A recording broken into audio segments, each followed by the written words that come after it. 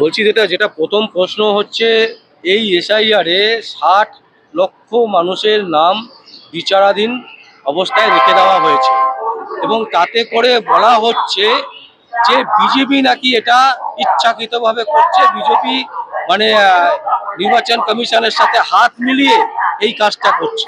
কি বলবেন? পৃথিবীতে কোনো শক্তি নেই আইনজ্ঞদেরকে টাকা পয়সা দিয়ে, আইনজীবীদেরকে যারা আইনের কাজ করে টাকা দিয়ে ঘুরিয়ে দেওয়া যায়। আইন কারোর শক্তি নেই, সাধ্য নেই, আজ পৃথিবীতে কেউ কিনতে পারেনি।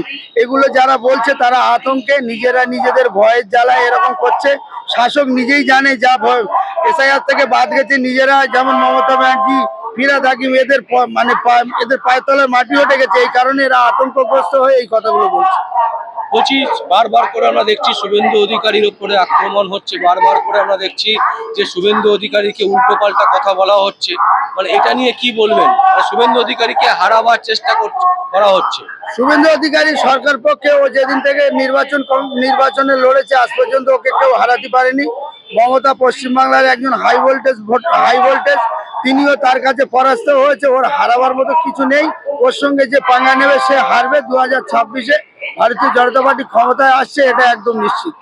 বলছি রমজান মাসে কোন রকমের মুখ্যমন্ত্রী মমতা ব্যানার্জির কাছ থেকে আপনাদের জন্য কিছু পেলেন না আপনারা? শুনুন, মমতা ব্যানার্জি হলো মুসলমানদের খাবে, মুসলমানদের ভোটে জিতে নবান্ন দখল করবে, মুসলমানদের খুন করবে, মুসলমানদের বিপদে ফেলবে। এসেই মমতা ব্যানার্জি কোনোদিন মুসলমানদের ইফতার খাওয়া মানুষ। ইনি ধর্মকর্ম তো কিছুই বোঝে না, ইনি শুধু নিজের ক্ষমতাটা বোঝে। এনার নিয়ে ভাবা চিন্তার কিছু নেই। ইনি মুসলমানদের আর কত নিচে নামাবে। 11 বছর ধরে, 11 সাল থেকে এই পর্যন্ত খুব নিচে নামিয়েছে মুসলমানদের। এমনকি আনিস খানের কবর থেকে তুলে নিয়ে তার হিয়ারিং করা হয়েছে যে এ অপরাধী কিনা। আর মুসলমানদেরকে পুড়িয়ে মারা হচ্ছে বকটুয়ে। এর থেকে আর মুসলমানদের কত নিচে নামাবে মাননীয়? না, বলছি এইভাবে চলতে থাকবে মানে আপনারা কি করবেন তাহলে? আমরা 2026-এ জনগণের কাছে একদম নীতি আদর্শ নিয়ে বলতে চাই যে এই মানে একদম সত্য ঘটনাই বলছি যে এই সরকার হলো সত্যিকারের বুনো হোল, আর মানে বিরোধী শক্তি হলো বাঘা তেঁতুল। এই বুনো হোল বাঘা তেঁতুলে পড়েছে। 26-এ এর পরাস্ত অতি অবশ্যই হবে, এর কোনো শক্তি নেই। বলছি বিজেপির যে পরিবর্তন যাত্রা, এই পরিবর্তন যাত্রায় কতটা পরিবর্তন আনবে পশ্চিমবঙ্গকে? দেখুন, বিজেপি পরিবর্তন যাত্রা এই পর্যন্ত ভারতবর্ষের 30টার মতো করে জায়গা, 30টার মতো করে রাজ্য, তার মধ্যে 21টার উপরে কভার হয়েছে। পশ্চিমবাংলা শুধু মিথ্যাচার দিয়ে আটকানো হয়েছে। আমার বিশ্বাস আছে পশ্চিমবাংলাতে গগনে উড়িত, গগনে পড়িত, আর গগনে করিত বাস। আর ইন্দ্রতার সঙ্গে বন্ধুত্ব কইরা আজ বাংলাবাসীর পদে পদে সর্বনাশ। স্বার্থের খাঁচায় বন্দি হৃদয়, বিবেকের লাশ বর্গে, আর 14 তলায় বসে আছে বাংলার জমিনে ওই শয়তান স্বর্গে। বলছি সন্তু পান একজন সাংবাদিক, মানে যথেষ্ট নাম করা সাংবাদিক, তিনি বিজেপিতে যোগদান করেছেন। তারপর থেকে তার উপরে আক্রমণ চলছে ফেসবুকের পেজে, বিভিন্ন জায়গায়। এমনকি তৃণমূল কংগ্রেসের অল ইন্ডিয়ার তৃণমূল কংগ্রেসের যে সোশ্যাল পেজ, সেই পেজেও সন্তু পানকে হুমকি দেওয়া হচ্ছে। শুনুন, সন্তু পানকে এমনিতে ওরা ভয় পাচ্ছে, যার জন্য দেখছে যে সব মিডিয়াগুলো তো আস্তে আস্তে তৃণমূলের বিপক্ষে চলে যাচ্ছে। এই জন্য সন্তু পানকে মানে হুমকি দেওয়া হচ্ছে। এইসব হুমকি পশ্চিমবাংলার মানুষ আর পাত্তা দেয় না। মমতা ব্যানার্জি নিজেই জানে উনি এবার প্রার্থন হবে এবং গোটা পশ্চিমবাংলার তৃণমূলটাকে পরাস্ত হবে। এই আতঙ্কে উনি এর হুমকি চুমকি দিচ্ছে।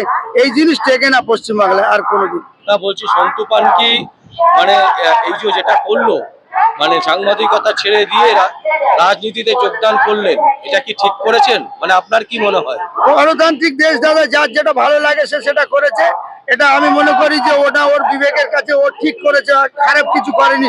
অন্তত রাজনীতিতে ও যোগদান করেছে, আমার মনে হয় ভালো কাজটা করেছে। কিন্তু একটা নিয়মিত স্যালারি পেতো, সেই স্যালারিটা সে পাবে না এখন। এতে এখানে যদি জিতে, পশ্চিমবাংলায় জনগণের স্যালারি তো দরকার নেই, জনগণের সেবা যদি করতে পারে, সেবা করলেই আমার মনে আরো ভালো হবে। তো বলছি যে আপনারা 2026-এ মানে কি ভাবছেন কি? আমরা 2026-এ আমরা ভাবছি যে জনগণের আশীর্বাদ ভারতীয় জনতা পার্টির মাথায় হাত দিয়ে দিয়েছে। আর এখানে মিথ্যার কিছু নেই। আমরা ভারতীয় জনতা পার্টি 100-এর মধ্যে 100ই আমরা ক্ষমতায় আসবো। 180 থেকে 85 সিটের মধ্যে আমরা মানে জয়লাভ করবো, এটা আমাদের একদম ধরা বাঁধা। শ্রমিক ভট্টাচার্য বলছেন যে কোনো দেবতা নেই, যে তৃণমূল কংগ্রেসকে বাঁচাবে, আপনি কি মনে করছেন? একদম শ্রমিক ভট্টাচার্য যেটা বলেছে সেটা রাইট কথা, যে ওনার 7 পাপ পুরো হয়ে গেছে, পাপের ঘোড়া পূর্ণ হয়ে গেছে, আর উনি টিকে রাখার কোনো জায়গা নেই। মানুষের সঙ্গে ক্ষমতা আসার পরে যেভাবে দ্বিচারিতা করেছে, সকাল থেকে সন্ধ্যে পর্যন্ত শুধু মিথ্যা আর মিথ্যা, মানুষ বুঝে ফেলেছে, যার জন্য শ্রমিক ভট্টাচার্যের বক্তব্যটা ঠিক জায়গায় তৈরি হয়েছে। যে রাজ্যের বিভিন্ন প্রান্তে ইউটিউবারদেরকে কেস দিচ্ছে এই রাজ্য সরকার, কি বলবেন? দেখুন, এরা প্রচার অভিযানটাকে স্তব্ধ করার জন্য, এটা মমতা ব্যানার্জির একটা সূক্ষ্ম পরিকল্পনা। এই জিনিস পশ্চিমবাংলার মাটিতে টিকতে দেবে না। যার মত তার কাজ করতে দিতে হবে। এরা কাজগুলো বন্ধ করে দিতে চাইছে, নিজেদের ক্ষমতা দেখানোর চেষ্টা করছে। এটা 2011 সাল নয়, মমতা ব্যানার্জি জেনে রাখা উচিত। এটা 2026 সাল। এ পরিবর্তন যাত্রা শুরু হয়ে গেছে, আপনার ক্ষমতা নেই আর আটকানো। না, কিন্তু এই যে ইউটিউবারদেরকে যদি এইভাবে মানে কেস দিয়ে যদি তাদেরকে আটকে দেয়, তাহলে কি করবে? আমরা ভারতীয় জনতা পার্টির পক্ষ থেকে একটা স্ট্যান্ডার্ড ফর চ্যালেঞ্জ জানিয়ে দিচ্ছি। আমরা ইউটিউবারদের পাশে আছি এবং ভারতীয় জনতা পার্টি ইউটিউবারদের সঙ্গেই থাকবে এবং ন্যায়ের সঙ্গেই থাকবে, এটা আশা করা যায়। বলছি, আপনি এই যে এত দূর থেকে আসেন, মানে বা এত বছর ধরে বিজেপি করছেন, আপনার কি কখনো মনে হয় যে আপনাকে তৃণমূল কংগ্রেস কোনো থ্রেটনিং দিয়েছে, বা তৃণমূল কংগ্রেস থেকে আপনাকে কোনো রকম ভাবে আটকাবার চেষ্টা করছে? এরকম তৃণমূল কংগ্রেস প্রতিনিয়ত আমাদেরকে, বিশেষ করে আমাকে খুন করার জন্য একটা প্ল্যান তৈরি করেছে। ওরা কোনো অন্যায় কাজ করলে, সেটা প্রতিবাদ করলে আবার ওপরে সব প্রতিনিয়ত একটা আক্রমণ হয়। সেই আক্রমণের কারণেই 2021 সাল থেকে আজ পর্যন্ত করে আক্রমণের এত স্তব্ধ করে দিয়েছে যে বলার মতো জায়গা নেই। তৃণমূল কংগ্রেসের মানে ওরা যেভাবে আক্রমণ আমার করতে চায়, আমাকে প্রাণে মারার সবসময়ের জন্য প্রাণে মারার জন্যই তৈরি আছে।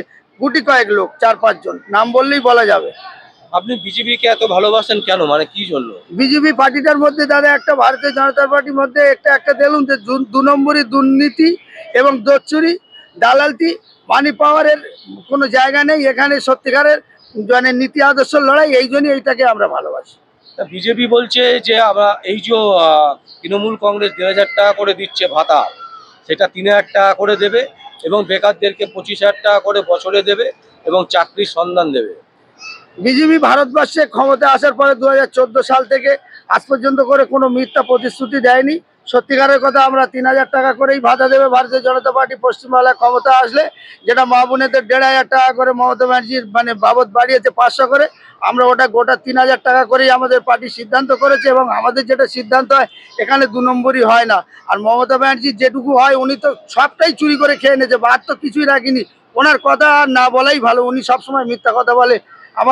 ওনার ওপরে পশ্চিমবাংলার মানুষের বিশ্বাস নষ্ট হয়ে গেছে। বিরোধীরা বলছে যে এটা বিজেপির একটা কৌশল, বিজেপি ভাওতা দিচ্ছে, কারণ এর আগেও যখন সেন্ট্রালে হয়েছে, নির্বাচন হয়েছে, সাংসদ নির্বাচন, সেক্ষেত্রে আমরা দেখেছিলাম যে 15 লাখ টাকা করে সবার অ্যাকাউন্টে ঢোকাবেন বলেছিলেন নরেন্দ্র মোদী, কিন্তু কারোর কাছেই ঢোকেন। দেখুন, এই 21টার কম বেশি রাজ্য ভারতীয় জনতা পার্টি কবজা করে মানে দখলে আছে। সেই পর্যন্ত আজ পর্যন্ত কোনো স্টেজ থেকে এই পর্যন্ত কোনো রকম কোনো কথাবার্তা আসেনি যে বিজেপি কোনো মিথ্যা প্রতিশ্রুতি দেয়। যেটা বলে সেটাই করে। এই প্রতিশ্রুতি মিথ্যা একমাত্রই দেয়।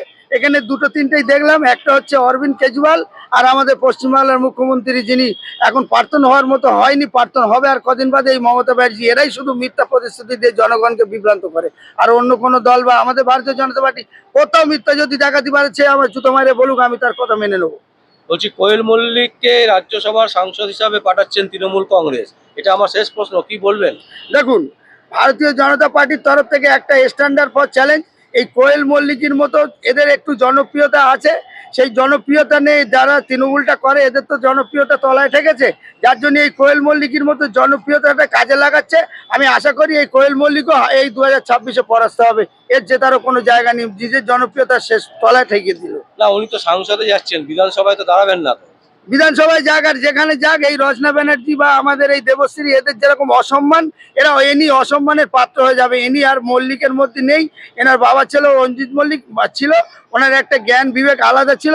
কোয়েল মল্লিকের মধ্যে তা নেই, আর এরা এটাকে কাজে লাগাচ্ছে। মমতা ব্যানার্জি এটা সূক্ষ্মভাবে নিজেদের জনপ্রিয়তা তলায় ঠেকেছে বলে এর এই জনপ্রিয়তা কাজে লাগানোর জন্য এটা একটা চক্রান্ত বললেই ভুল হবে না। মানে এই জনপ্রিয়তাকে কাজে লাগাতে পারবে না, তাই তো? না না না না না, কোনোদিন পারবে না দাদা। আমার এই পর্যন্ত কথাবার্তা।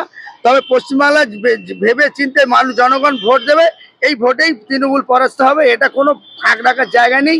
আর এখানেই তৃণমূল শুয়ে কাত, তাই 5টা বছর ফাউ চালিয়ে নিল।